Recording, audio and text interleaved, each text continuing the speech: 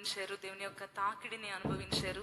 I could feel his presence. Hallelujah, దేవునికి మహిమ కలుగును గాక. మరి ఈ సమయంలో గడిచిన వారం మనం చెప్పుకున్నట్లుగానే పరిశుద్ధాత్మ దేవుడు నడిపించే కొద్దీ, ప్రభు అనుమతించే కొద్దీ మనందరము కూడా దేవుడు మన కొరకు ఏర్పరిచిన ఒక సహాయమును గూర్చి మనం ధ్యానించుకున్నాము. మరి దేని గురించి విన్నామండి? గడిచిన వారము వరకు మనందరూ కూడా దేవుని యొక్క ఉన్నతమైన సుగుణాలను గురించి వింటూ, ఆ God is an omnipresent, omniscient and omnipotent God అని, మన దేవుడు సర్వజ్ఞుడు, సర్వోన్నతుడు, సర్వశక్తివంతుడు, సర్వాంతర్యామి అయిన దేవుడు అని చూసుకుంటూ దేవదూతలను గురించి మనం చెప్పుకుందామని అనుకున్నాం. అయితే పరిశుద్ధాత్మ దేవుడు మనల్ని నడిపించే కొద్దీ దీని గురించి ధ్యానించుకొని మనం దేవుని మహింపరుతాము.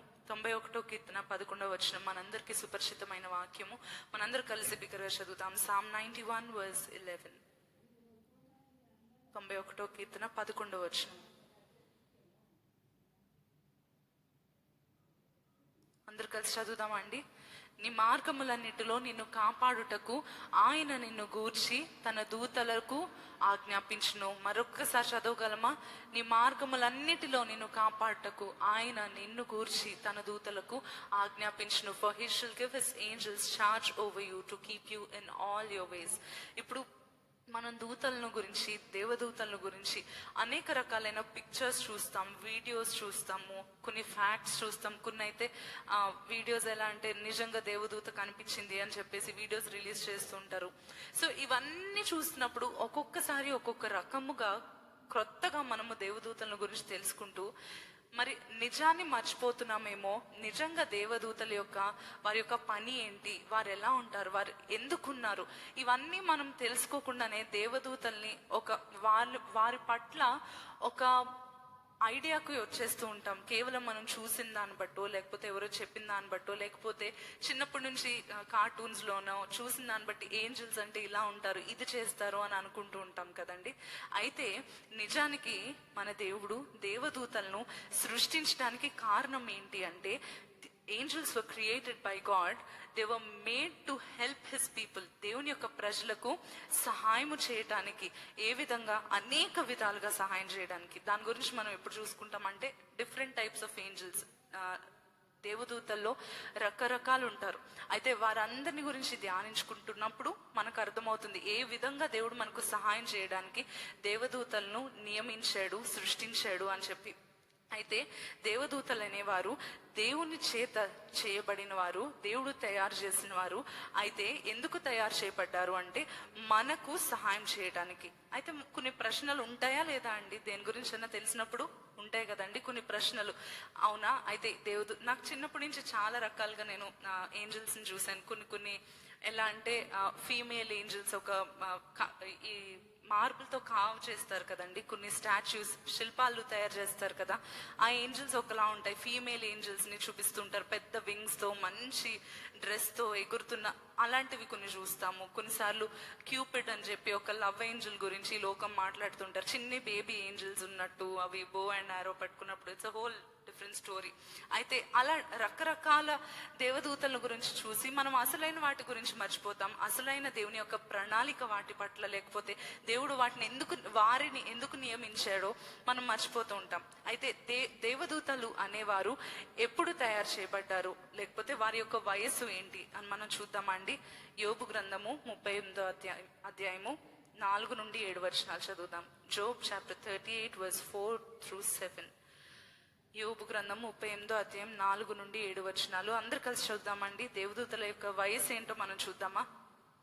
నేను భూమికి పునాదులు వేసినప్పుడు నీవెక్కడ నుండివి, నీకు వివేకము కలిగి ఉన్న ఎడలా చెప్పుము. 5వ వచనం, నీకు తెలిసిన ఎడలా దానికి పరిమాణమును నియమించిన వాడెవడో చెప్పుము.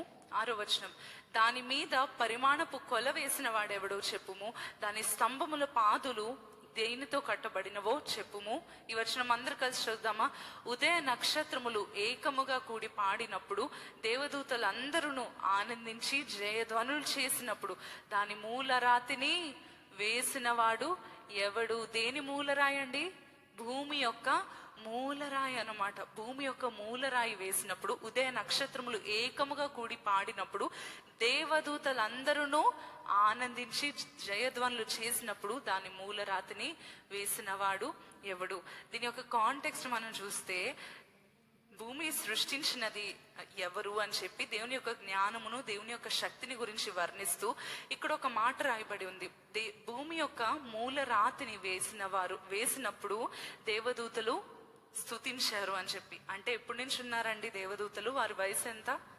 భూమి ఎప్పటి నుంచి అయితే మొదలైందో, భూమి యొక్క మూల రాయి ఎప్పుడైతే వేయబడిందో అప్పటి నుంచి కాదు, అంతకన్నా ముందు నుంచి, అప్పటి నుంచి వీరు ఉన్నారు. దేవదూతలు అనేవారు ఎప్పుడో చేయబడ్డారు. భూమి యొక్క మూల రాయిని వేయక మునుపే అని జ్ఞాపకం చేసుకోవాలి.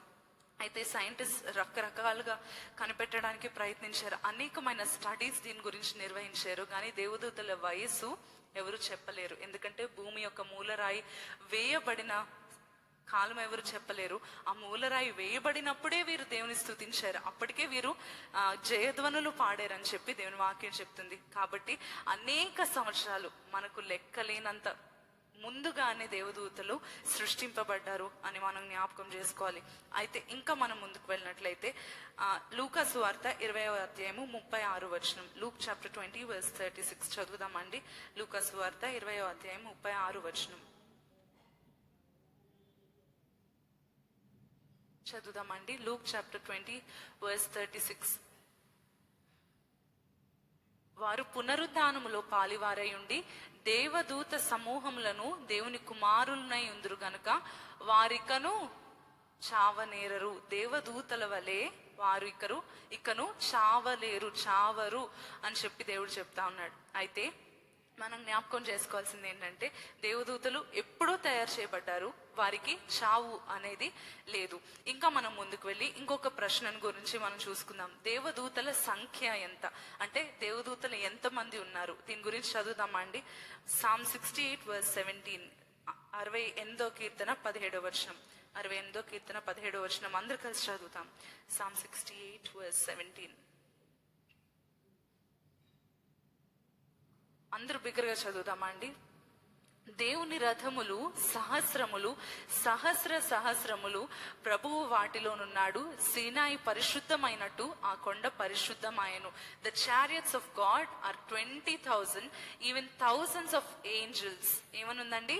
Even thousands of angels, the Lord is among them as in Sinai, in the holy place. ఇక్కడ మనం చూసినట్లయితే దేవుని రథములు సహస్రము అంటే ఏంటండి?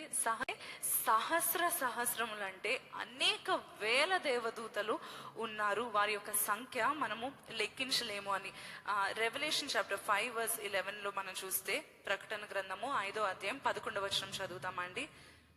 ప్రకటన గ్రంథము 5వ అధ్యాయం 11వ వచనం, రెవల్యూషన్ చాప్టర్ 5 verse 11. మరియు నేను చూడగా సింహాసనమును, జీవులను, పెద్దలను ఆవరించి ఉన్న అనేక దూతల స్వరము వినపడను.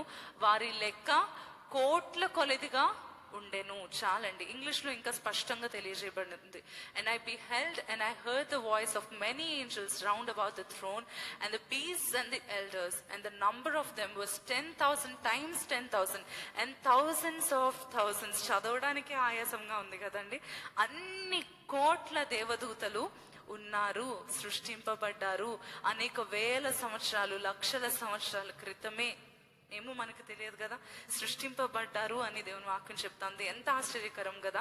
మనం చూసేది, మనం విన్నది ఇంతవరకే తెలుసు. కానీ దేవుని వాక్యంలో నుంచి మనం ధ్యానించుకుంటూ వెళ్ళినప్పుడు అనేకమైన సత్యాలు మనకు తెలియజేయబడతా ఉంటది. బైబిల్లో చూసినట్లయితే 300 సార్లు దేవుని వాక్యంలో ఏమని తెలియజేయబడ్డదంటే, దేవదూతల యొక్క సంఖ్య లెక్కలేనిది అని, అంతమంది దేవదూతలు ఉన్నారని. అయితే ఈ దేవదూతల యొక్క శక్తి ఏంటో చూద్దామా? How strong are the angels. మనం చూస్తుంటాం కదా, ఇలా వారియర్ ఏంజల్ ని చూస్తాము, రకరకాల ఏంజల్స్ ని చూస్తాం కదా. అయితే నిజంగా దేవదూతలకు దేవుడిచ్చిన శక్తి ఏంటో మనం చూద్దాము. చాలా ఆసక్తికరమైన మాట ఇది. అందుకని మనందరూ కలిసి చదువుదామా అండి. మత్తయి సువార్త 26వ అధ్యాయము 53వ వచనం. బైబిల్ తెచ్చిన ప్రతి ఒక్కరు చదవండి. లైవ్లో వీక్షిస్తున్న వారు డిస్ప్లే చేయబడుతుండగా మీరు చదవండి. వీలైతే మీరు కూడా బైబిల్ తెరచి మాతో కలిసి చదవాల్సిందిగా కోరుతున్నాం. Matthew chapter 26 verse 53. మత్తయి సువార్త 26వ అధ్యాయము 50వ వచనం నుంచి చదువుదామండి. verse 15 నుంచి ప్లీజ్. 50వ వచనం నుంచి అందరు కలిసి చదువుదామండి. యేసు చెలికాడా, నీవు చేయవచ్చినది చేయమని అతనితో చెప్పగా వారు దగ్గరికి వచ్చి ఆయన మీద పడి ఆయనను పట్టుకొనిరి. 51వ వచనం. ఇదిగో యేసుతో కూడా ఉన్న వారిలో ఒకడు చేయి చాచి కత్తి దూసి ప్రధాన యాజకుని దాసుని కొట్టి వాని చెవి తెగ నరికెను. యేసు, నీ కత్తి వరలో తిరిగి పెట్టుము, కత్తి పట్టుకొని వారందరూ కత్తి చేతనే నశింతురు అని. తర్వాత చదువుదామా. ఈ సమయమున నేను నా తండ్రిని వేడుకొనలేననియు వేడుకొన్న ఎడల ఆయన 12 సేనా వ్యూహముల కంటే ఎక్కువ మంది దూతలను ఇప్పుడే నాకు పంపడనియు నీవు అనుకొనుచున్నావా? మరొక్కసారి చదువుదామండి, స్పష్టంగా చదువుదామా. ఈ సమయమున నేను నా తండ్రిని వేడుకొనలేననియు వేడుకొన్న ఎడల ఆయన 12 సేనా వ్యూహముల కంటే ఎక్కువ మంది దూతలను ఇప్పుడే నాకు పంపడనియు నీవు అనుకొనుచున్నావా? చాలండి. అయితే యేసయ్యను బంధించి సిలువ వేయడానికి బంధించి తీసుకువెళ్ళాలనుకున్న సమయంలో ఆయన శిష్యుల్లో ఒకడు ఏం చేశాడంట, తన చేయి చాపి ఒక సైనికుని కొట్టి తన యొక్క చెవిని తెగ నరికాడు. అప్పుడు యేసయ్య చెప్తున్న మాట, నేను ఈ సమయంలోనే వేడుకోలేను అనుకుంటున్నావా? నేను నా తండ్రిని వేడుకుంటే గనక 12 సేనా వ్యూహముల కంటే ఎక్కువ దూతలను నా కొరకు పంపలేడు అనుకుంటున్నావా అని చెప్పి తండ్రి చిత్తానికి లోబడుతున్న యేసయ్య మాటలు మనం చూస్తా ఉన్నాం కదా. అయితే ఈ యొక్క నంబర్స్ అంతా నేను అసలు సేనా వ్యూహం అంటే ఏంటి, లేకపోతే ఒక దేవదూత యొక్క శక్తి ఏంటి అని చెప్పి చాలా అధ్యయనం చేసిన తర్వాత నేను అన్ని రాసుకొని వచ్చాను. ఏంటి అనేది నాకు చాలా ఆశ్చర్యం అనిపించింది. ఒక దేవదూతకి దేవుడు ఇంత శక్తిని ఇచ్చాడా అని చెప్పి ఎంతో ఆశ్చర్యం అనిపించిందండి. How strong are the angels అనేది మనం చూసుకునే దానికన్నా ముందు అమెరికన్ హబుల్ టెలిస్కోప్ జూన్ 26, 1992లో భూమికి ఒక పిక్చర్ ని పంపించారు. NBC 3532 అనే ఒక శాటిలైట్ ఈ యొక్క పిక్చర్ ని తీసి పంపించింది అని చెప్పి మనకు తెలుస్తా ఉంది. మీరు ఎప్పుడైనా గూగుల్ చేయొచ్చు, చాలా ఇంట్రెస్టింగ్. అయితే ఈ పిక్చర్ ఏంటంటే ఒక భూమి నుండి 3 బిలియన్ల light years, 1 light year is like light years లో కొలుస్తారు కదండి స్పేస్ లో డిస్టెన్స్ ని, అలాగా 3 billion light years, 3 billion light years దూరంలో ఎగురుతున్న ఒక దేవదూతను, ఒక ఆకారాన్ని పిక్చర్ తీసి భూమికి పంపించారు. పంపించినప్పుడు దాన్ని చూసిన నాసా సైంటిస్ట్, దాన్ని చూసిన ప్రతి ఒక్కరు ఆశ్చర్యపోయి దేవుని వాక్యాన్ని ఎంతగానో నమ్మి దేవుని స్తుతించారంటండి. దిస్ ఇస్ రియలీ ఏమంటారు, పెద్ద రెవల్యూషన్ అంటారు కదా, భూమి మీద జరిగిన ఒక గొప్ప రెవల్యూషన్ అని అనొచ్చు కదా. అలాగా అందరూ నమ్మేటట్టుగా ఆ యొక్క పిక్చర్, ఆ టెలిస్కోప్, ఆ యొక్క శాటిలైట్ నుండి వచ్చినప్పుడు దానిలో కనుగొన్నది, వారు చూసింది ఏంటంటే ఆ యొక్క దేవదూత 80 అడుగులు అంటే 8 అంతస్తులు, 80 అడుగులు అంటే 8 అంతస్తులు ఎత్తును, 50 అడుగులు వెడల్పు, 50 feet అంటే 5 అంతస్తులు వెడల్పు ఉండి 700 miles per hour, 700 miles per hour ఎగురుతున్న ఆ యొక్క దేవదూత యొక్క పిక్చర్ ని తీసి భూమి మీదకి పంపించినప్పుడు ప్రతి ఒక్కరు ఆశ్చర్యపోయారండి కదా. అటువంటి దేవదూత ఎంత శక్తివంతమైన దేవదూతలు అంటే, అయితే దీని గురించి ఆ యొక్క పిక్చర్ లో ఉన్నది ఏంటంటే, ఆ దేవదూతలకు ఆరెంజ్ కలర్ ఫేసెస్ తో, అంటే చాలా వెలుగుగా, చాలా త్వరగా ప్రయాణం చేస్తూ, చాలా పెద్ద పర్సనాలిటీ అని అంటాం కదా, లేకపోతే ఎలా అని చెప్పాలండి, చాలా ఎత్తు, చాలా పొడవు, చాలా విడ్తుండి రెక్కలతో ఎగురుతున్న ఆ యొక్క పిక్చర్ చూసి అందరూ మాటలు లేవు అంటారు కదా, అటువంటి పరిస్థితికి వచ్చారు. అయితే ఒక దేవదూత యొక్క శక్తి మనం చూస్తే, జనరల్ గా ఈ రోజుల్లో రీసెంట్ గా జరిగిన ఒక వార్ లో, అంటే ఈ యొక్క దేవదూతల్ని, ఈ యొక్క శక్తిని గురించి ధ్యానించే కన్నా ముందుగా, ఒక వార్ లో ఏమైందంటే రాత్రింబవళ్ళు ఒక సైన్యము వారి కంటిన్యూస్ గా వారి యొక్క ఆర్మీతో, వారికి ఉన్న సమస్తముతో night and day 40 days and nights continuous గా బాంబ్ చేస్తూ ఉన్నప్పుడు 1,00,000 మందిని చంపగలిగారు. ఎంతమంది అండి? 1,00,000 మందిని ఎన్ని రోజుల్లో? 40 days and nights లో 1,00,000 మందిని చంపగలిగారు కంటిన్యూస్ గా పోరాడుతుంటే. అయితే దేవుని వాక్యంలో ఒక దేవదూత యొక్క శక్తి ఎంత చక్కగా వివరింపబడి ఉంది అంటే దీన్ని చదివినప్పుడు మనకు అర్థమవుతుంది. యెషయా గ్రంథము 37 అధ్యాయం 36 వచనం చదువుదామా? Isaiah chapter 37 verse 36. యెషయా గ్రంథము 37 అధ్యాయం 36 వచనం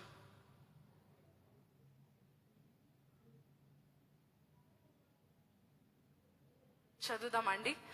అంతట యెహోవా దూత బయలుదేరి అష్షూరు వారి దండుపేటలో 185,000 మందిని మొత్తెను. ఉదయమున జనులు లేవగా వారందరూ మృత కళేబరములుగా ఉండిరి. Then the angel of the Lord went forth and smote in the camp of the Assyrians 180,5,000. And when they arose early in the morning, behold, they were all dead corpses. ఇప్పుడు మనం చూస్తే ఒక్క రాత్రిలో ఒక్క దేవదూత ఎంతమంది అష్షూరీయులను చంపారండి? ఎంతమంది అండి? 185,000 మందిని ఒకే రాత్రిలో ఒకే దేవదూత మొత్తేసినట్టు, చంపేసినట్టు మనం చూస్తా ఉన్నాం. అంత శక్తి కలిగిన దేవదూతలు కదండి.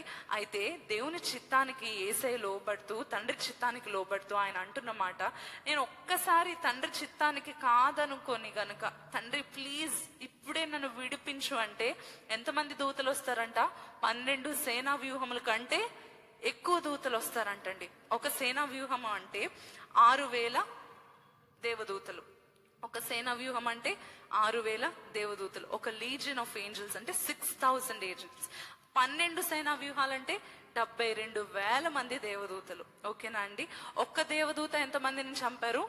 185,000 మంది. 12,000 మంది దేవదూతలు వస్తే కనుక యేసయ్య ప్రార్థించి ఉంటే ఆ సమయాన్న ఎంతమంది వస్తారంటండి? 12,000 మంది దేవదూతలు వస్తే ఎంతమంది చచ్చిపోతారు తెలుసా అండి? ఎంతమందిని చంపేయగలిగిన శక్తి ఉందో తెలుసా అండి? 13,320,000,000 మంది ఒక్క రోజులో చచ్చిపోయే, లేకపోతే అంతమంది శత్రువులను ఒక్కరోజే నాశనం చేయగలిగే అంత శక్తి కలిగిన దేవదూతలను ఆ క్షణమే తండ్రి నా కోసం పంపలేడా అని అడుగుతున్నారు యేసయ్య కదండి. ఈ నంబర్ నేను చెప్పాను కదా, 13,320,000,000 ప్రజలు అని చెప్పి. వారు ఎంతమంది తెలుసా అండి? భూమి మీద ఇప్పుడున్న మనుషులకు డబల్ ద నంబర్. అంటే భూమి మీద అందరినీ నాశనం చేయగలిగి ఇంకొక భూమి ఉంటే, లేకపోతే double the number of people on earth, అంత మందిని నాశనం చేయగలిగే అంత గొప్ప సైన్యము 12 సేనా వ్యూహముల దేవదూతలు ఆ క్షణమే వస్తారంటండి. ఎంత శక్తిని దేవుడు దేవదూతలకి ఇచ్చాడు కదా. హల్లెలూయా. దేవుని మహిమ పరుద్దామా? హల్లెలూయా. అయితే ఇప్పటి వరకు మనం చూస్తూ వచ్చాం కదండి. 2 Kings చాప్టర్ 19 వర్స్ 35 కూడా చదువుదామా? 2వ రాజుల గ్రంథము 19వ అధ్యాయము 35వ వచనం. 2 Kings చాప్టర్ 19 వర్స్ 35, 2వ రాజుల గ్రంథం 19వ అధ్యాయం 35వ వచనం. దీని గురించి చదువుతూ వచ్చాం కదండి ఇందాక. అయితే మరొకసారి ఈ యొక్క వాక్యం కూడా చదువుదాము. ఆ రాత్రియే యెహోవా దూత బయలుదేరి అష్షూరు వారి దండుపేటలో జొచ్చి 185,000 మందిని హతము చేసెను. ఉదయమున జనులు లేచి చూడగా వారందరూ మృత కళేబరములై ఉండిరి. ఇక్కడ కూడా మనం ఇదే వాక్యంను చూస్తూ వచ్చాం కదండి. అయితే దేవదూతలకు ఇంత శక్తిని దేవుడు ఇచ్చాడు. దేవదూతలు ఎప్పుడు సృజింపబడ్డారండి? భూమి యొక్క పునాది వేయబడక ముందే సృజింపబడ్డారు. వారికి చావు ఉందా? లేదు. తర్వాత దేవదూతలు ఎంతమంది అండి? లెక్కలేనంత మంది. దేవదూతల యొక్క శక్తి ఏంటి? లెక్కలేనంత శక్తి దేవుడిచ్చాడు కదండి. అయితే ఈ దేవదూతల యొక్క శక్తిని గురించి నేను ఒక అమ్మాయి జీవితము తను ఇంటర్నెట్ లో ఒక పోస్ట్ చేసింది. అయితే దాన్ని చదివినప్పుడు ఎంతగానో దేవదూతల శక్తిని గురించి అర్థమై, దేవుడు ఇంతగా దేవదూతలను మనకు ప్రొటెక్షన్ గా ఇస్తున్నాడని చెప్పి నిజంగా నేను ధైర్యం తెచ్చుకున్నాను. ఒకరోజు ఏదైతే నేను చదివానో దాన్ని మీతో చెప్తా ఉన్నాను. ఒకరోజు ఒక అమ్మాయి వర్క్ నుంచి వెళ్ళడం చాలా లేట్ అయిపోయి, తను వెళ్ళే రోడ్ చాలా భయంకరమైన రోడ్. మామూలుగా ఇప్పుడు మెయిన్ రోడ్స్ వెరీ పబ్లిక్ ఎక్కువ ఉన్న ప్లేసెస్ లో కూడా ఎంత డేంజర్ ఉంటుంది కదండి.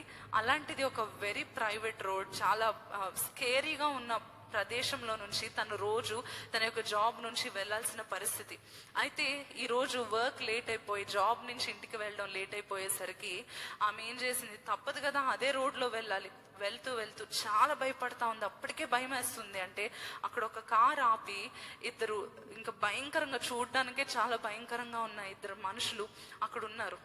ఉన్నప్పుడు ఈమె ఇంకా అనుకుంది, అయిపోయింది ఈరోజు నా జీవితం, ఇంకా అయిపోయింది, నేను చచ్చిపోతాను, ఇంకా అయిపోయింది, వీళ్ళు ఏదో ఒకటి చేస్తారు అని చెప్పి భయముతో ఆమె ఇంకా ప్రార్థిస్తా ఉందంట. ప్రార్థించి ప్రార్థించి చాలా ఎక్కువగా, ప్రభా నాకు నువ్వే సహాయుడవు, ఆయన తన దూతను పంపి వారిని ఆ దూతలకు ఆజ్ఞాపించి నిన్ను నీ కాళ్ళు రాతికి తగులకుండా నేను కాపాడుతానన్న వాగ్దానాన్ని ఎత్తిపట్టి ఆమె ప్రార్థన చేసిందండి. ప్రార్థన చేస్తుంది. ఈమె వాళ్ళు అక్కడ ఆగున్నారు, కారు ఉంది, ఈమె నడుచుకొని దాటుతూ ఇంకా ఎక్స్పెక్ట్ చేస్తుంది అనమాట, ఇంకా వీళ్ళు పట్టేసుకుంటారు, లేకపోతే వీళ్ళు భయంకరులు అని అర్థమైపోతుంది. అయితే ఆ రోడ్లు అలానే వాడిని చూస్తూ చూస్తూనే దాటుకొని వెళ్ళింది భయంతో. అలా దాటుకొని ఇంటికి క్షేమంగా వెళ్ళిపోయిందండి.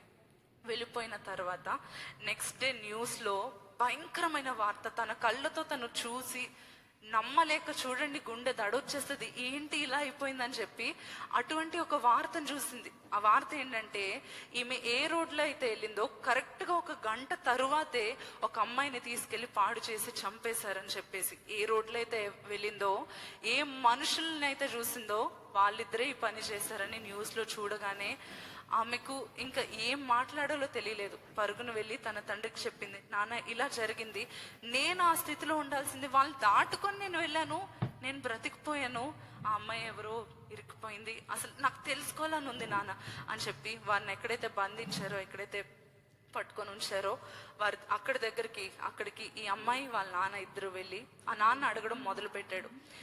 కరెక్ట్గా గంట ముందే నా కూతురు అక్కడికి వెళ్ళింది. What is the reason, why did you leave her అంటే మంచి ఉద్దేశంతో తండ్రి అడుగుతున్నాడు, అసలు ఏంటి కనుక్కుందాం అని చెప్పి వెళ్ళినప్పుడు ఆ ఇద్దరు ఎవరైతే ఒక అమ్మాయిని పాడు చేసి చంపేశారో భయంకరంగా, వాళ్ళు చెప్తున్న మాట ఏంటంటే, మీ అమ్మాయి వెళ్తున్నప్పుడు అటు ఇటు చాలా ఎత్తుగా ఉన్న ఇద్దరు మనుషులు మీ అమ్మాయితో పాటు వస్తున్నారండి, అందుకనే మేము మీ అమ్మాయిని వదిలేసాము అని చెప్పినప్పుడు ఆ నాన్న అనుకున్నాడు, దేవదూతలకు ఆజ్ఞాపించి కాలు రాతికి తగులకుండా నా కుమార్తెను దేవుడు కాపాడాడని. బిగ్గరగా చప్పట్లు కొడుతూ మన దేవుని నామని మహిమపరుద్దామండి.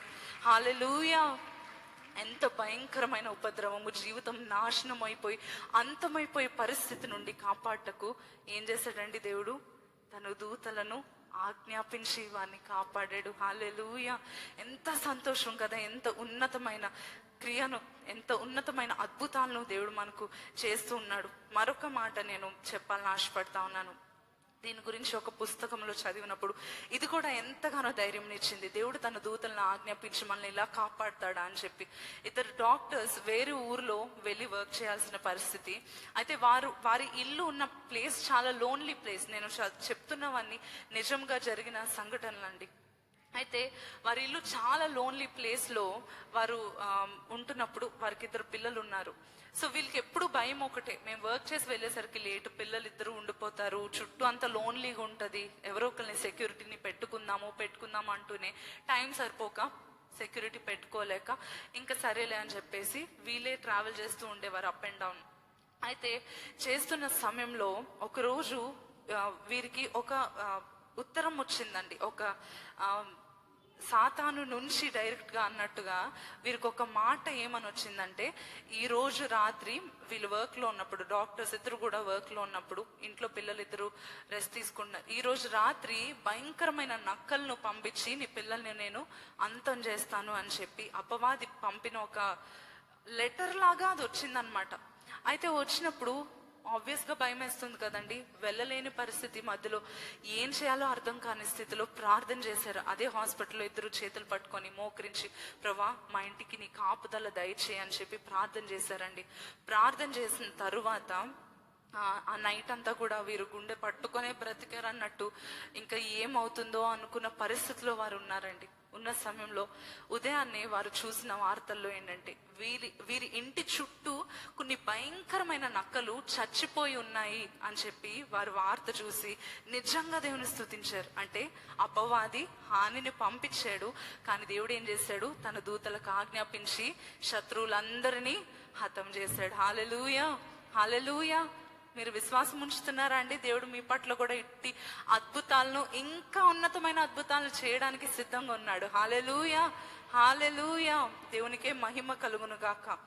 అయితే ఈ దేవదూతలను గురించి మనం చూసి, ఈ శక్తిని గురించి చూసి, ఇంకొన్ని క్వశ్చన్స్ గురించి చూస్తూ, ఈ దేవదూతలు స్తుతికి అర్హులా, ఇవన్నీ కూడా చూద్దాం. ఇప్పుడు ఏం చేస్తున్నాము? దేవదూతల యొక్క శక్తిని గురించి తెలుసుకుంటున్నాము. వారు ఎంత శక్తి కలిగిన వారో అన్ని తెలుసుకొని, కొంతమంది ఏం చేస్తూ ఉంటారంటే దేవదూతలను ఆరాధించడం మొదలు పెడతారు, దేవదూతలకు నమస్కరించడం, మ్రొక్కడం మొదలు పెడతారు.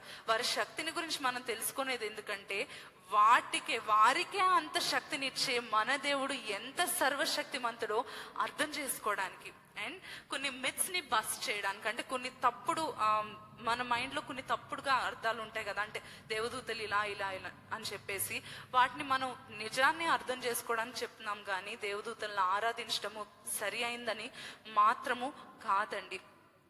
ఈ యొక్క దేవదూతల గురించి కొంతమంది అంటూ ఉంటారు, దేవదూత వచ్చింది అంటారు. ఏమంటారండి? వచ్చింది, దేవదూత వచ్చింది, ఆమె అని చెప్పేసి స్త్రీ యొక్క జెండర్ కి అసైన్ చేస్తూ ఉంటారు, ఫీమేల్ గా అసైన్ చేస్తూ ఉంటారు దేవదూతల్ని. అయితే దేవుని వాక్యంలో మనం చూసినట్లయితే ప్రతి చోట అబ్రహాముకు కనిపించినప్పుడు, ఎవరికి కనిపించినా సరే, మగ్దలేని మరియకు కనిపించినప్పుడు కానీ వాక్యంలో ఎక్కడ చూసినా మగవారిగానే కనిపించారు కదండి, యాజ్ మేల్. అయితే మగవారిగానే వారిని మనం కూడా పిలవాలి. దేవదూత వచ్చాడు అని చెప్పి వారిని మనం కూడా సంబోధించాలి. స్త్రీ కాదు, దేవదూతలు పురుషులుగానే ప్రతి చోట కనబడడం మనం చూస్తా ఉన్నాం.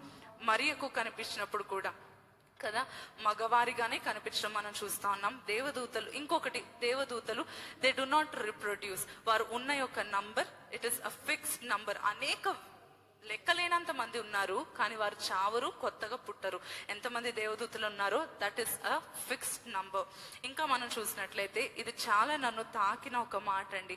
దేవదూతలు మన తండ్రిని, మన పరలోకపు తండ్రిని తండ్రి అని పిలవలేరు, తండ్రి అని పిలిచే అర్హత వారికి లేదు. ఎందుకో చూద్దామా అండి? Romans chapter 8:15. రోమీలకు రాసిన పత్రిక 8వ అధ్యాయం 15వ వచనం చదువుదామా అండి?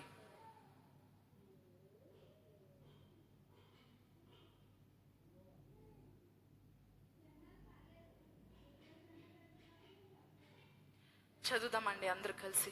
ఏలయనగా మరలా భయపడుటకు మీరు దాస్యపు ఆత్మను పొందలేదు గాని దత్తపుత్రాత్మను పొందితిరి. ఆ ఆత్మ కలిగిన వారమై మనము అబ్బా తండ్రి అని మొరపెట్టుచున్నాము. చాలండి.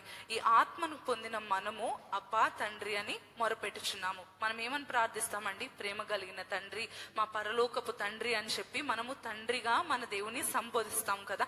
తండ్రి, మన తండ్రి ఆయన. అయితే ఈ యొక్క దేవదూతలు ఎందుకు తండ్రి అని పిలవలేరు? వారికి ఎందుకు అర్హత లేదు అంటే, మనలను, పాపులమైన మనలను దేవుడు తన రక్తం ఇచ్చి కొని తన సొత్తుగా చేసేసుకున్నాడు. మన కొరకు తన ప్రాణం ఇచ్చాడు. దేవదూతల కొరకు తన యొక్క ప్రాణాన్ని ఇవ్వలేదు. మనలను తన రక్తం ఇచ్చి కొనుక్కొని తన ప్రాణం ఇచ్చి తన సొత్తుగా మనలను తీసుకున్న దేవుడు.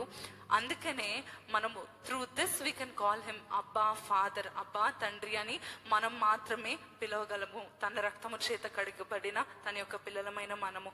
ఆరోదుగా మనం చూద్దామండి. ఇంతగా దేవదూతల యొక్క శక్తిని గురించి తెలుసుకుంటున్న మనము దేవదూతలను ఆరాధించకూడదు, వారిని మొక్కకూడదు అని చెప్పి జ్ఞాపకం చేసుకుంటూ ఈ యొక్క వాక్యం చదువుకొని ముగించుకుందాం. ప్రకటన గ్రంథం 22వ అధ్యాయం 8-9 వచనాలు. Revelation chapter 22 verse 8 and 9. ప్రకటన గ్రంథం 22వ అధ్యాయం 8-9 వచనాలు చదువుతామండి. యోహానను నేను ఈ సంగతులను వినినవాడను, చూచినవాడను. నేను విని చూచినప్పుడు వాటిని నాకు చూపుచున్న దూత పాదముల ఎదుట నమస్కారము చేయుటకు సాగిలపడగా. చదువుదామండి.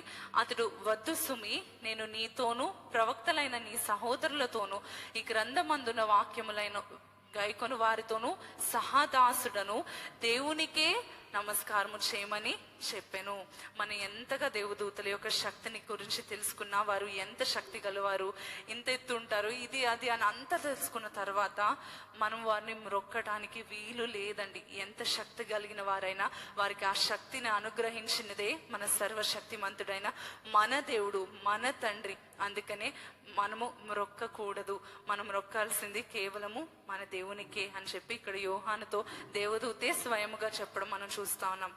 ఇదంతా జ్ఞాపకం చేసుకున్నాం. మనము మరొకసారి ప్రభు ఇచ్చిన వాగ్దానము చివరిసారిగా మనందరూ కలిసి చదువుదామండి. 91 కీర్తన 11వ వచనం బిగ్గరగా చదువుతాం. Psalm 91 verse 11. 91 కీర్తన 11వ వచనం.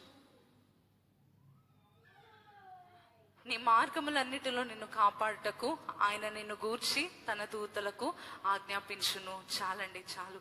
మనందరూ కలిసి ఒక చిన్న ప్రార్థన చేసుకొని ప్రభు బల్లో ప్రవేశిద్దాం.